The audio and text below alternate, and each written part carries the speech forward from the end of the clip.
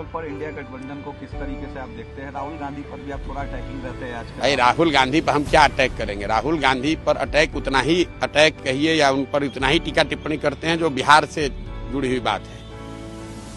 कांग्रेस का एक मुख्यमंत्री रेवंत रेड्डी तेलंगाना में अभी कुछ महीने पहले मुख्यमंत्री बना है, मतलब इतने बड़े कोई नेता नहीं है। वो वहाँ कहता है कि बिहार के लोगों के डीएनए है, ये मजदूरी करने वाले लोग हैं। उसका इतना हिम्मत है और उस दल का नेता आके राहुल गांधी यहाँ बिहार में लंबा चौड़ा भाषण देंगे। वो कह रहा है कि हम लोग पैदा हुए हैं मजदूरी करने के लिए और उस दल का नेता आकर यहाँ भाषण देगा हम लोग को और हम लोग चुपचाप बैठे रहेंगे। आप बताइए, आप यहाँ काम करते हैं, बिहार के हैं कि नहीं मुझे पता नहीं है, बिहार के हैं। आपको अगर कोई कहता है, जिस दल का नेता कहता है कि बिहार का आदमी के डीएनए में मजदूरी करना लिखा है, तो आप उसके साथ खड़े होंगे कि नहीं होंगे? आप उसका विरोध कीजिएगा कि नहीं कीजिएगा? तो यही विरोध कर रहे हैं कि तुम्हारा मुख्यमंत्री बिहार के लोगों को कह रहा है कि मजदूरी करने के लिए पैदा हुए हैं और तुम आके बिहार में नेता बनोगे, और बनोगे तो तुम्हारा विरोध नहीं होगा। उनका पॉलिटिकल रिबॉर्न आप देख रहे हैं क्या? अरे छोड़िए, अरे भाई उनका रिबॉर्न हो रिबर्थ हो, हमको उससे कोई लेना देना नहीं है। बिहार के लोगों का रिबॉर्न होना चाहिए, बिहार के विकास का रिबर्थ होना चाहिए। बिहार से हमको मतलब है, हमको देश दुनिया से मतलब नहीं है। हम लोकसभा चुनाव लड़े, हमारा तो कोई भूमिका नहीं है। हम चुपचाप बिहार में लगे हुए हैं 2 साल। हमने अपने जीवन का लक्ष्य बनाया है, 2 साल लगे 10 साल लगे, हमको बिहार सुधारना है, बिहार के लोगों की स्थिति सुधारनी है, बिहार के लोगों की मदद करनी है। उस रास्ते में जो आएगा, राहुल आ जाए, मोदी आ जाए, लालू आ जाए, किसी को नहीं छोड़ेंगे, किसी को नहीं छोड़ेंगे, किसी से नहीं डरते हैं। बिहार की जनता त्रस्त है और ये लोग इस बदहाली के लिए जिम्मेवार हैं और इनके खिलाफ बोला ही जाएगा क्योंकि जनता इनको गाली दे रही है। डर नहीं लगता आपको इतनी सरकार के खिलाफ? क्या डर लगेगा? हम कौन चोरी किए हैं कि हमको क्या डर लगेगा? हमने इनसे कौन सा पद मांगा है? हम तो 2 साल से बोल रहे हैं, इनको जो हिम्मत है करके दिखा ले। आपकी पार्टी क्या 243? हमारी कोई पार्टी नहीं है। जनसुराज जो पार्टी बनेगी 243 लड़ेगी, बिल्कुल लड़ेगी। 243, 242 नहीं, 243 सीट लड़ेंगे। सीएम उम्मीदवार क्या आप होंगे या? अरे भैया, जो अभी आप लोग दल कैसे बनेगा भाई? देख रहे हैं कौन लोग दल बना रहा है। अभी 50,000 आदमी आता है, आप लोग ऐसे घबराने लगता है इतना आदमी कहाँ से आया? तो जो लोग दल बनाएगा वो दल का नेता भी चुनेगा, दल के नेता फिर बैठ के अपना मुख्यमंत्री भी चुन लेंगे। उसके लिए क्या घबराहट है? पहले जीतने तो दीजिए। आखिरी सवाल सर, बांग्लादेश में जो क्राइसिस चल रहा है उसमें आप पॉलिटिकल स्ट्रेटेजिस्ट है, अब नेता भी बन गए हैं सर, क्या आपकी एडवाइस रहेगी, क्या करना चाहिए? भाई हमको सच्चाई आपको बता रहे हैं, बांग्लादेश की परिस्थितियों के बारे में हमको बहुत जानकारी नहीं है। हम मधेपुरा में कहीं थे, न्यूज़ उस थोड़ा बहुत एक 10-15 मिनट समय लगता है, उसको देखते हैं।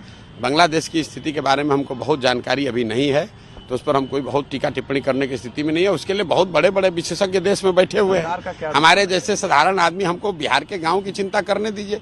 बांग्लादेश और बड़े बड़े देश के अंतर्राष्ट्रीय मसले जो हैं उसको हैंडल करने के लिए जनता ने जिसको पक्ष विपक्ष में बैठाया है, वो लोग अपना डील करें उससे। हम लोग जो भी सरकार और विपक्ष, पार्लियामेंट, देश की संसद निर्णय लेगी, हम लोग उसके पक्ष में हैं। जातीय जनगणना आप चाहते हो? भाई जातीय जनगणना यहाँ हुआ है, हम उसके पक्ष में। बिहार में काफी लोग सवाल करेंगे। अरे हम जातीय जनगणना जब यहाँ से हो रहा है तब से कह रहे हैं जातीय जनगणना के पक्ष में, किसी भी गणना के पक्ष में है जो कि समाज की स्थिति के बारे में जानने समझने में जानकारी, सरकार को जानकारी हो, इस बात में मदद करता है, उसके हम पक्ष में हैं। लेकिन उस जानकारी पर कुछ काम भी तो होना चाहिए। मैंने अभी भी किसी दूसरे से बात करते हुए बताया कि लाइब्रेरी में बहुत किताब है, आप वहाँ जाकर लाइब्रेरी में बैठ जाइएगा तो उससे आप बहुत बड़े ज्ञानी थोड़े ना हो जाइएगा। उस किताब को पढ़ना भी पड़ेगा और पढ़ने के बाद फिर परीक्षा होगा तो उसमें लिखना भी पड़ेगा। तो जनगणना होना एक बात है और जनगणना से समाज की लोगों की स्थिति सुधरना अलग बात है। जनगणना इसलिए कराया गया कि चुनाव में उसका लाभ मिले। उस जनगणना पर जो आंकड़े आए उस पर तो कोई काम हुआ नहीं। बिहार देश का सबसे गरीब राज्य है, यहाँ प्रति व्यक्ति आय 32,000 है। ये गणना तो आपको हर 6 महीना पर प्रकाशित हो रहा है, उस पर आप काम काहे नहीं कर रहे हैं? बिहार देश का सबसे निरक्षर राज्य है, ये गणना तो रोज जारी हो रहा है, उस पर काम काहे नहीं कर रहे हैं? जब जानकारी नहीं होने के अभाव में थोड़ी ना बिहार गरीब है, जानकारी रहते हुए काम नहीं करने की वजह से बिहार गरीब है। तो जनगणना to that extent is valid कि भाई जनगणना होनी चाहिए, लेकिन जनगणना होने के बाद जो उसकी फाइंडिंग है उस पर काम भी तो होना चाहिए। 2 साल में असेसमेंट ये किया कि बिहार में एक बड़ा जनमानस, करीब 70% लोग चाहे वो राजद के समर्थक हैं, जदयू के समर्थक हैं, भाजपा के समर्थक हैं या किसी दूसरे दल विचारधारा से जुड़े हुए हैं, हर व्यक्ति बिहार में बदलाव चाहता है, बिहार में एक नया विकल्प चाहता है और जन स्वराज को वो देखता है कि ये अपॉर्चुनिटी है, वो मौका है जब वो सब लोग मिलकर एक नया दल, नया विकल्प बना सकते हैं, ताकि 15, 20, 30 वर्षों से जो राजनीतिक बंधुआ मजदूरी है, जिसमें दल काम न करने के बाद भी, गलती करने के बाद भी, जनता का शोषण करने के बाद भी सिर्फ लालू के डर से भाजपा और भाजपा के डर से लालू के आधार पर वोट लेते रहे हैं, लोग उससे, उस राजनीतिक बंधुआ मजदूरी से मुक्ति पाने के लिए तैयार बैठे हैं और जन स्वराज में उनको वो विकल्प, वो अपॉर्चुनिटी, वो मौका दिख रहा है। इसलिए आप देख रहे हैं कि हजारों की संख्या में हर दिन, प्रतिदिन लोग इसमें जुड़ते जा रहे हैं। नीतीश कुमार के खिलाफ आप कह रहे हैं, नीतीश कुमार की पार्टी भी आप पर सवाल खड़े कर रही है कि आपके पास पैसा कहाँ से आ रहा है, आप कैसे चुनाव अब छोड़िए, नीतीश कुमार का अब राजनीतिक जीवन का अंतिम दौर है। जो लोग सवाल खड़ा कर रहे हैं उस पर तो हम रोज जवाब दे रहे हैं, आपको भी देंगे। उनको जरा पूछ लीजिए कि 2014 में जब आपका नाव डूब गया था, नीतीश कुमार राजनीतिक भगोड़े के तौर पर मुख्यमंत्री का पद छोड़कर भाग गए थे, राजनीति में से संन्यास लेने की सोच रहे थे, तब उनके नेता हमारे ही पास आए थे मदद मांगने के लिए। और अगर हमने नीतीश कुमार की मदद उस समय नहीं की होती तो कहाँ रहते नीतीश कुमार और कहाँ रहता जदयू।